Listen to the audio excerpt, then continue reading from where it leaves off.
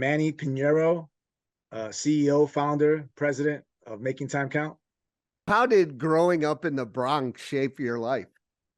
Well, Michael, I'll tell you, the city environment is pretty crazy at times, right? But I like to consider myself a poster child for resilience.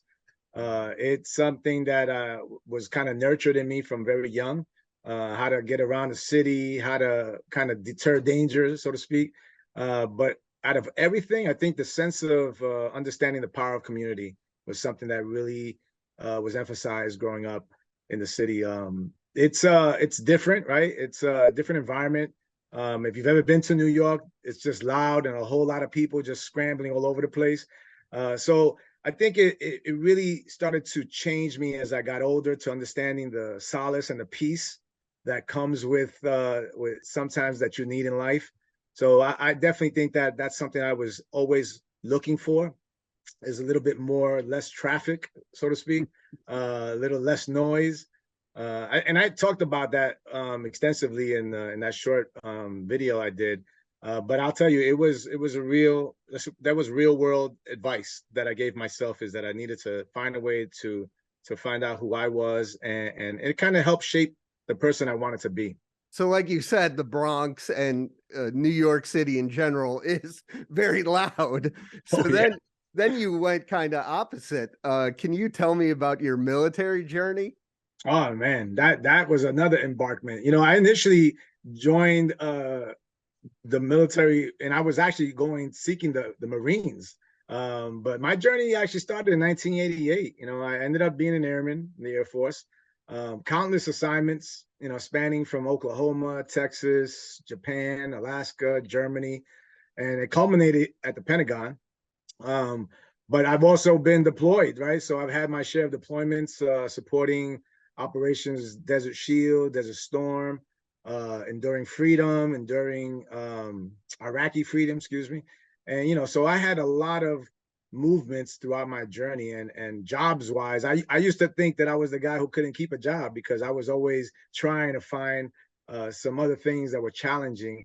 And when I became a first sergeant, that was probably the what I consider the pinnacle of my job hunt, my search.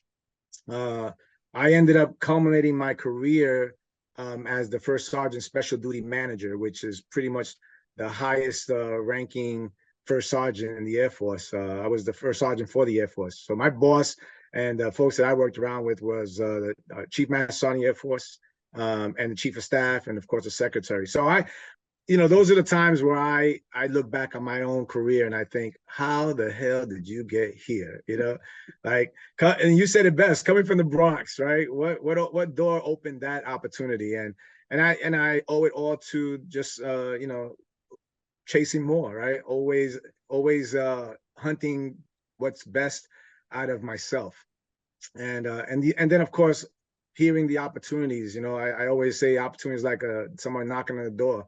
I just didn't shy away from opportunities. So I took them, and I try to make sure I can leave the job better than I found it.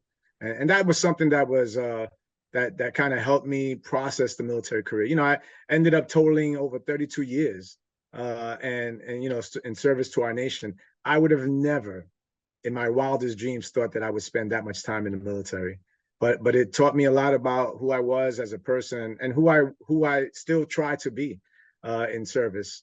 So I'm blessed in that capacity. What have you learned from other military members you've worked with?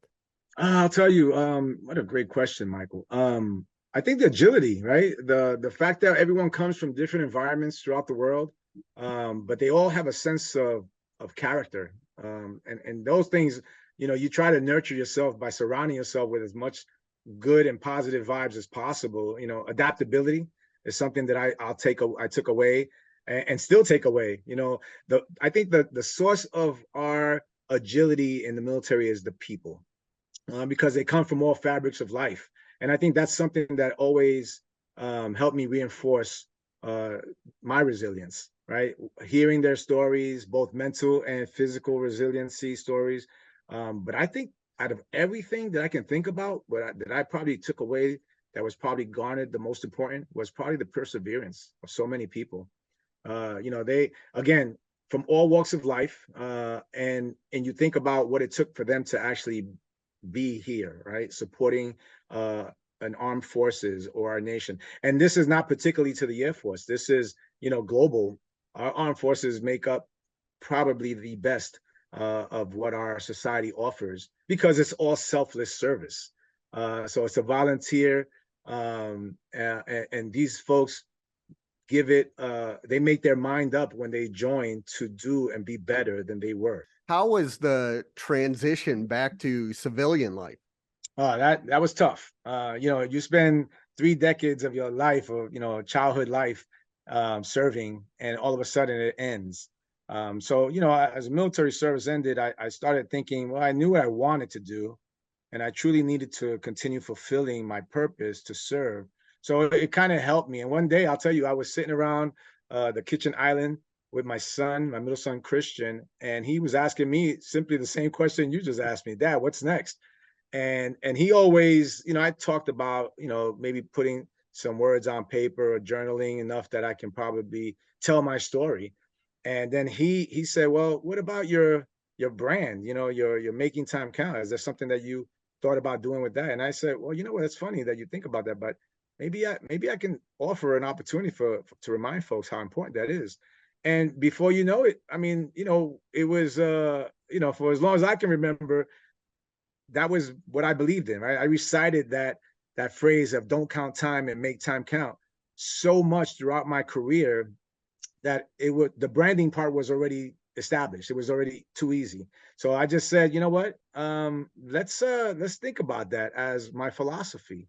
And before you know it, a couple of months into it, started just thinking it through. What exactly do I want to share? What exactly is my mission? What would I want to take away from it, and what can I provide in service? So I think all of those factors played a huge role into getting me to this space. It was really my fulfilling my own purpose, what I wanted to do. And after spending so much time serving, I just knew that it was something I needed to continue to do. And I actually had that phrase on my coin, and it became part of my personal mantra, really. And that actually was the platform that escalated to where we're at today. It's just the craziest thing. Yeah, can you tell me about the organization? Oh yeah, well, definitely, sure. I'll share. So I'm kind of a bit of a one-man band, but I have access to a great team that I collaborate with. So it makes it that much more fun. And collectively, I think we keep a full focus on the broader audience. So we want to make sure that they fully understand what the power behind making time count really is. It's not just the one person, right? It's organizations, and it's one person at a time, kind of an organization at a time mentality. So I try to direct the whatever it is that they're looking for towards something that I can actually help them with, because it's all different, right? Everybody has their own kind of pulse of what they think time management is. I actually never believed in time management. Is that crazy? I used to think that people just mismanage their time, or took on more than they needed to do. So I always say, well, if you dedicate to one purpose and one solid thing, then that should be the one thing that you see through. And that started to kind of help people pretty much understand their follow through and what was important in their lives. And as I started having these conversations, I realized that a lot of folks were taking time for granted. They were talking about things like they wanted to do in 10 years when they could probably start now. So I valued the opportunity to attack life at its rawest moment. Like, if this is something that you want to do, then what's stopping you from doing it right now? I saw so many folks that were misguided by the busy word, right? I'm too busy. And I never owned that. Life is busy, right? I wake up in the morning, the birds are busy, right? Everybody's busy. But I always try to make it a point to have some access and a little bit of control on my time. It's because it's something, again, that you don't get back, and if you really embrace it, then you really have a better understanding of how important it really is. What is your philosophy for making time count? Ah, man, Michael, you're killing me with these great questions. It's simple. For me, it's really simple. Time shouldn't be wasted, right? We should try and do our best to live our lives to the fullest. I mean, this is all you got. So Yeah. my purpose is pretty much to have the right interaction, with human involvement, in order to support meaningful and impactful change. So if you're doing something and you seem to be more stressed about the things that you're doing, maybe there's a little room to maneuver a change behavior, right? So I always tell folks my goal is to elevate the employee experience. Make sure people understand why they're doing the job they're doing. And it takes a while. I don't think that anyone wakes up and says this is the job I'm going to have for the rest of my life. Yeah. But I think that a lot of folks don't really know their purpose, so they kind of take these jobs to try to mitigate what kind of sustain the norms, right? A mortgage, kids in school. There's a lifeline of things that people do sometimes in order just to get by, but they don't really fulfill their purpose at the end. Look, you're a perfect example of this type of person, right? Someone who was doing something for so many years, Yeah. and found their niche in this, right? This platform that I am so caught up with just because of the content that you put out there. But right now, I think I would say that delivering positive outcomes for organizations, for the people that serve these organizations, and of course with an overall mission, right? My overall mission and philosophy for this whole platform is to make every moment of someone's journey worth it. Like if this is the job that you chose to do, let's talk about how we can make that better. Because if your work is good, then how do you make your life great so that your life at work is even better? You know what I mean? What are some of the programs Making Time Counts offers? Well, officially, Making Time Count focuses on a variety of programs, right? Team experiences, executive coaching, consulting. I do a lot of keynote speaking. So, people who actually ask me to come out and for different events and things of that nature. But what I love most out of everything that I do is probably the giving back piece, and which I can probably shed more on that because it's probably its own topic in itself. But, it's my team and we purposely help individuals and organizations maximize their time. Everything we do is pretty much customized to the client, so that helps bridge a different type of opportunity, right? This is not like a cookie cutter approach. Whatever the client's needs are is what we focus on trying to help them with their outputs. Sometimes it's the people, right? Maybe their bottom line is not at where they think it needs to be. But I'll tell you, the very middle stage of COVID, we were dealing with so much in corporate America. You had parents or even single moms and dads who were dealing with this whole platform and this new pandemic. But I think a lot of corporate agencies just totally forgot that these were people, right? Dealing with life. And so sometimes that was something that the organization struggled with. They just forgot that their primary resource was their people. And if a good C-suite senior director happened to reach out, I sat down with them first to figure out what was the baseline for what was going on around them and what they felt was the problem. Sometimes they were the problem. So and unfortunately, you don't walk around with a mirror, but when I can walk around and talk to some of the folks, or even have a forum with them, you can pretty much know what was the gear for the disgruntledness that they had. They called it the Great Resignation for a reason. Yeah. And I think a lot of people just didn't understand that you got to take care of your people. And when you do it, your people will take care of the organization. So that was it. It was probably the best reminder for folks to understand that this is about humanizing our folks, right? Making sure that people understand that they're needed, but that they're acknowledged. That sometimes that just goes second nature because again, they're just going to do the job because that's the job. but you won't get the best out of them for the job. They're just going to show up, do their part, and walk away. And I always believe that, you know, if you take care of your people, they're going to bring you the best because they know that you have their back. So that was something that I try to tend to focus when it comes to the give back piece as well, is making sure that you're giving an opportunity for your people to have a voice and to feel like they matter. Everything else is too easy.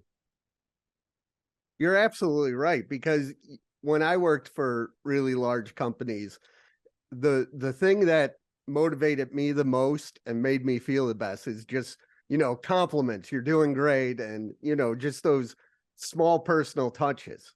Oh yeah, rewards are huge, and they don't have to have monetary, you know, pieces to it. They don't even have to have a trophy at the you know, the end of the Q1, 2, 3, or 4. It's really just acknowledging the fact that they're appreciated. You know, I'm fortunate. I work with a variety of customers, both in private, federal, and the military community as well. Because I had such a platform, I was still able to get out to those communities and kind of reinforce that it's no change in the corporate world. You know, it's really about humanizing people, making sure that they feel that they're warranted and that they, you know, they're acknowledged. And so I saw such a great bookend to the journey, because, you know, at one point I was in the military and I saw what it was like to have a disgruntled team, to have a leader, or, you know, in military sense, a commander who didn't fully embrace and understand what his people needed. And then when I stepped away and transitioned outside of the military, I realized that corporate America is the same exact way, you know? So it was interesting that that I found such a seamless transition in that area, because my job in the military was that, right? Recognizing some of the limiting factors that was gauging your people to be the best version of themselves, and then doing something about it. So it was just, now, you know, you can take the advice and hopefully it works, or you can just, you know, watch yourself fall into some huge hole and then try to find someone to help you get out of it, you know. So I'm a fan of the lift as you climb mentality. So I was always gauged, because I look back at my own career and I didn't get here by myself. You know, I had a lot of folks who took time, right? Again, magical word, and invested in me. And they saw the potential and they just, you know, they fed it. I always say it was like working in Frankenstein's lab. You know, they saw that I needed a nut, a bolt. You know, they shaped me up. They kind of put me back into the sense of where I needed to be for the organization and to thrive. And then it was up to me now. So I now look at myself as, you know, Dr. Frankenstein, creating more monsters. I'm out there trying to find the right bolts and you know, and I'd rather have a monster that's loved than someone who's going to ravage the village, you know. Right. That's a good analogy. So what motivates you? Man, look, I didn't share this, but I woke up this morning. So I'll tell you, everything else after that is extra. You know, life motivates me. People, you know, the people and their amazing stories. People that you actually highlight in your stories. You know, those things are so impactful, because, you know, those people that are doing these amazing things, they probably wouldn't get the recognition or even be seen for what they're doing, but you've provided them a platform so that people could understand their impact, especially in service to a community. So I look at people and, you know, their amazing stories. You know, I look at my own inner circle, right? My team. They provide me personal reflections every day, you know, of what they've been through. So I own those things, right? Their persistence, you know, what drove them to be in this space, right? What drives them to even be part of this making time count, you know, platform. Those things are so important, you know, that persistence to grasp all that life has to offer. That's something that is so powerful. You know, I'd rather wake up knowing that I have the whole day in front of me to change behavior, and then to absorb it as well, right? So I tell folks I walk around with a dry sponge, and then I try to wet it as much as possible, right? Absorb as you want, Yeah. because eventually I got to rinse it. So if I get it and I absorb it, then I'm gonna rinse it. And if it's all positive, then I'm gonna rinse it. You know, Yeah. so I think that plays into the kind of motivation that I think everyone needs. You know, countless stories that are inspiring. You know, I live on this platform of chasing more, right? Making time count in order to chase more, because I think we all have an opportunity for more, but we really got to just set our sights on it and then just go after it. That's the best part about living fully and enjoying the things that come with all the nurturement and all the fulfillment of life. You know, shortchanging yourself and living with regrets, and you know, I wish I had a DeLorean that I can get back into, right? And go back in time and try to change, you know, what my 20-year-old self would have done or said. You know, I hear that question a lot, right? I sit on panels, or someone will say, hey, what would you tell your 20-year self? You know, what kind of advice would you give?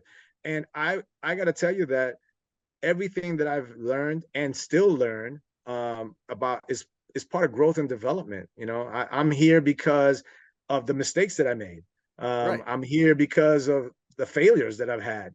And so I've made it a point to rebound, right? Get back in the fight, get back in the game, so to speak. I like, a lot of people like to use the analogy of the arena, right? Get back in the arena. I think the arena is a scary place. I don't, you know, it's because I think even in that space, you're still trying to fulfill someone else's enjoyment, right? You know, you sit yourself and you think about it. I'm in the arena, but everyone in the Coliseum is clapping because they're waiting for an opportunity, because they're judging, right? They're Yeah. judging what you think is going to happen. I'd rather take my falls, you know, kind of dust off.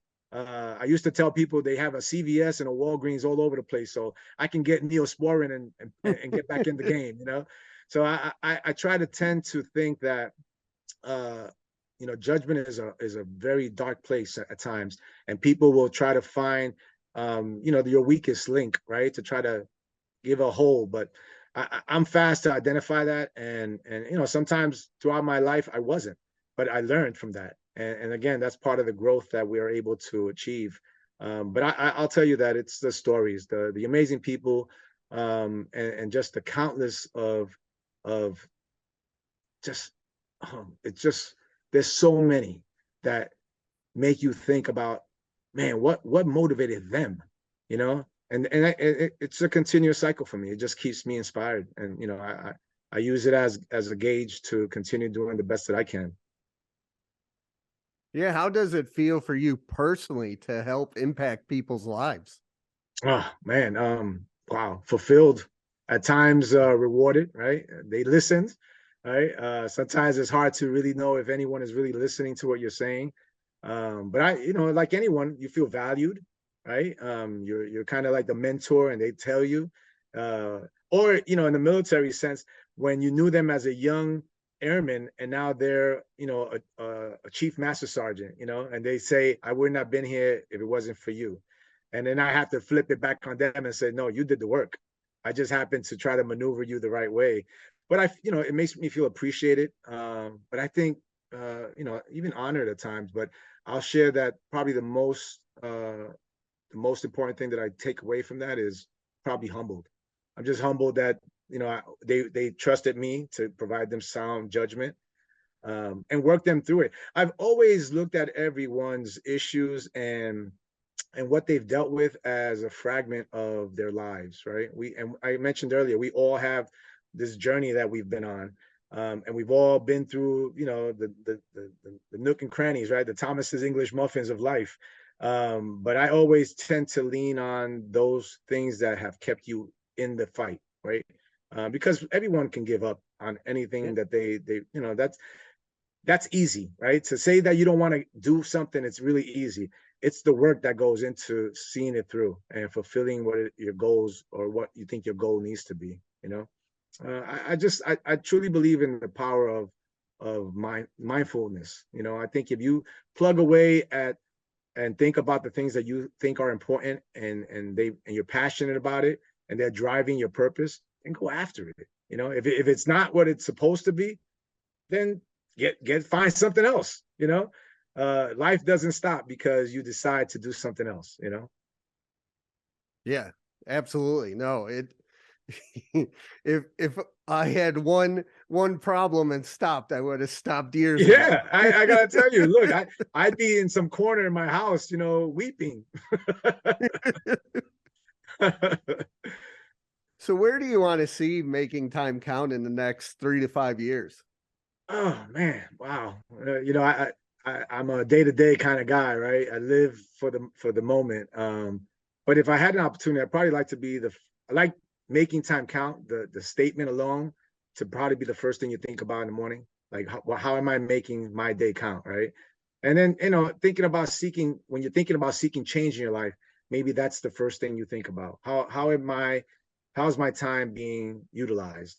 Um, I like to also probably position myself in probably into some organizations that are dealing with self-care and wellness. You know, I tend to lean towards a lot of those transitional, military veteran kind of proposals. When they come in my lap, I always think about the service that our military men and women provide, unselfishly. And then, okay, so now that that's done, how are we really taking care of them? So I'd like to probably see more of the mantra and the brand fuse into more of a self-care and wellness kind of platform. I truly believe that, you know, when you incorporate time and worth into a daily kind of habitual stage, you'll start to realize how important self-care and wellness really is. And I found out, you know, difficult, right? You go through 3 decades of a military career and you don't realize how hard it really is to transition out of that environment. Most of the veterans that I speak to all are on the same page. We really focus on a lot of things like resume writing and maybe an opportunity for the next job. But you know, when you spend 20 years, I even say 8 years, I even say 4 years, anytime you're in a military setting, it becomes a different type of entity. And so I try to focus now when I talk to folks about transitioning them emotionally, because it is a different stage of a career and a life when you go from, you know, wearing a uniform and feeling like you belong to all of a sudden you're on your own and you have to figure it out. So I don't think we do a really good job of transitioning our veterans in the best way possible. I think we're trying to, but we reevaluate some of the objectives that we placed on our society without really humanizing them, right? It's that magical word about humanizing again. Yeah. So those things for me are very important, and I think as a society, I think we're better than that. You know, I think our folks deserve the very best that we're able to give them, but we have to really be able to set that stage for them to have a better understanding of what's important. When I was doing my research about you, I saw the amazing work you do with several nonprofits. Can Oh you yeah. tell me about those? Oh man, I'll tell you, probably that's the honey on the drip, right? Um, the give back part that I talked to you earlier about, that we spoke earlier about. So I'm fortunate. Right after my transition out of the military, I was appointed, POTUS appointed, which I to this day, if I tell you the story, you would probably fall out your chair because when I received the notification, I thought it was a scam. You know, like I'm like, you're kidding me, right? You know, like who does that? This can't be true, you know. But so I was fortunate. I am so humble and honored to be on the board of governors for the USO. So that's a huge platform which attributes to all our services, right? Our armed services. So you know, we got a great president, a great chair, a chairman, General Casey, retired General Casey, who has oversight over the board, of course, the executive committee. And all we do literally is set up opportunities to take care of our military veterans, you know, and their families. You know, deployments, you know, who can speak better than to someone who actually has been deployed. So I Right. get to utilize an opportunity with my own background for decisions on how best to support them. And so that's one of the greatest pieces to this whole thrive this whole life of giving back. I'm also, my charities are, they're just amazing, right? One of them is Canines for Warriors. That in itself is an amazing platform for an organization, especially a nonprofit organization. They provide highly trained service dogs to our military veterans who suffer from PTSD, TBIs, and even sexual trauma. So that in itself is such a passion of mine in valuing that type of nonprofit organization and then supporting them as well. And probably the pinnacle one that I like to always kind of put out there on the force, especially from New York, right? Being from New York, one of my charities is the First Responders Children's Foundation. They do such great work. Organization kind of kicked off right after 9/11, when we had all these kids with with first responders who were hurt or just unfortunately we lost them to the tragedy. But that organization is amazing. It's led by Jillian Crane. She's kind of the lead for all the things that they do in support of the children and the families of first responders, basically, the heroes that serve our communities. So I like to say that these organizations align with my passions, right, and my values. Things like courage. Oh my God, the diversity, the compassion that it takes to actually be part of these organizations. But probably most importantly, the service, just the service that they provide, right? It's a cause bigger than myself, right? And is exactly why I was honored to be on this, this launching pad.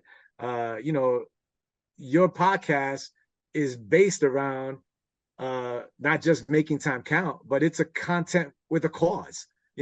I love the fact that you put folks on this map, right? On this journey, so to speak, so that other people can understand their commitment to service and the fact that they are doing it because there's content with a cause. Michael, I got to tell you, that is such a powerful statement, a powerful mantra, because that's all we really want from anyone that's living, right? Is that they provide some type of entity that gives opportunity for someone else to feel like they matter. And that by itself is so enriching. So thank you for that. Well, thank you. No, that means a lot. And there's a lot of people out there doing great things, and coming from the media for over 20 years, I think there's a great opportunity, especially now with technology, to get more voices out there. Yeah. So look, again, I'm just honored. I can't thank you enough for reaching out and asking me to do this. It's value driven for me. So what advice would you give fellow change makers? Man, brother, look, just the title of change maker, right? I love that term. I'm humbled to be even considered in that company. It's a powerful word, and I think a lot of folks probably underutilize what it means to actually be a change maker. I would say just be authentic. We have a population that is screened by social media, but sometimes it's like the Batmobile going into the Batcave. You don't know what you don't know, and you don't really have a essay on who's behind the mask. You know what I mean? Yeah. So I always try to say, stay true to yourself, and then find ways to create, action. There's no sense in talking about the things that you're passionate about doing if you're not doing anything about it, right? Be intentional about your investment. If you found that there's something that you want to do, and probably the steps to getting it done, then go after it. And even again, if it doesn't work out, just find another way. The best part about back doors is that they're consistent, right? There's always opportunity to just find a way to fulfill your passion. But those are probably the two things that I would have anyone concentrate, especially someone who's dealing with life-changing moments, right? Be authentic and just follow through on your investments, and be intentional about your investments. Those things are, and I mean in all aspects, the people you surround yourself with, if they're not feeding you, There's this old saying about, if you're the smartest person in your circle, then you need new friends. I believe in that. So I thrive on new ideas and innovation and ingenuity. People who are bringing something else to the table. I always compare it to like a pizza shop, right? My metaphors are all over the place, but growing up in New York, there's a lot of pizza shops. If I owned a pizza shop and you needed something from me, the last thing I'm going to give you is cheese, because everyone has cheese, right? Yeah. I'd rather get some pepperoni. I'd rather give away some sausages. I'd rather give you something that with substance. So I look at life as fill my cup with as much as possible that's positive. There's just too much negative in the world, and I don't have room for that in my life anymore. Yeah, that doesn't help anything. So how can people reach out to you and Making Time Count? Well, I'll tell you. So my current address, hopefully my current website, could be shared in your comments and such, Yep. or on the screen. But viewers can actually go through the search engine for Making Time Count, and they'll find me. I'm fortunate that it's one of the top leads on the hit. I actually have some new content coming out soon on a primary MTC domain. So that's something that people can look forward to. But in the meantime, I look forward to anyone connecting. This is really about networking, right? And opening the doors for opportunities to learn and grow and hopefully add some value. And that's anyone. I think the social media for LinkedIn is probably a platform that I use a lot. Yeah. When I share my messages out there. But I also have an opportunity to connect. So, if there's anything that I can do personally, just connect to me. I'm a fan of, trying to expand this franchise of pizza shops. And if not, then I'll welcome you into the lab and try to create a new monster.